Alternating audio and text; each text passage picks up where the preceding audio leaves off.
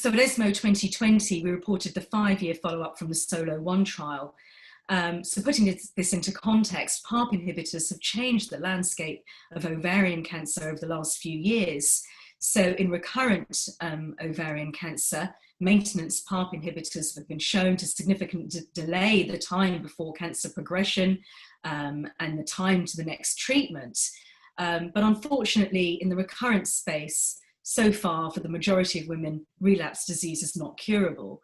And therefore, taking PARP inhibitors earlier on in the cancer treatment journey has the potential of improving outcomes further, potential for longer term remissions, and perhaps curing more patients. So that's the rationale of bringing PARP inhibitors forward to the first line setting.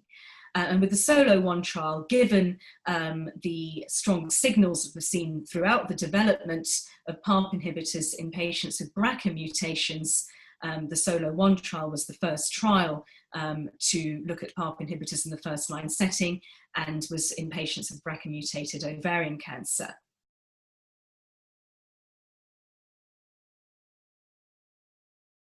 So in this updated 5-year follow-up of the SOLO-1 trial, the benefits of maintenance olaparib continued substantially beyond the end of treatment.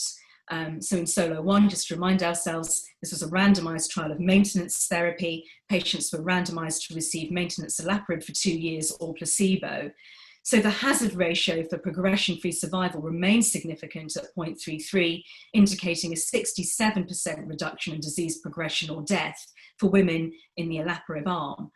Almost half of patients in the olaparib arm remained progression-free 5 years after randomization. And the median progression-free survival in the olaparib arm was 56 months versus 13.8 months in the placebo arm. So an additional 3.5 years longer. So importantly, when we're looking at maintenance therapies and all therapies, it's important to look at the safety profile as well as efficacy.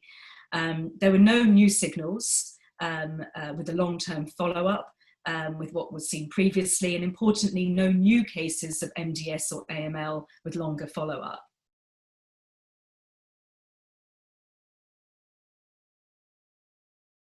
So these results from SOLO-1 represent the longest follow-up for any PARP inhibitor in the newly diagnosed ovarian cancer setting.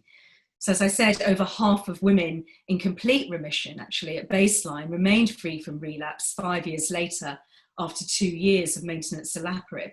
Now we await the final overall survival, but it really is encouraging to see longer term remission and also the potential of curing more patients.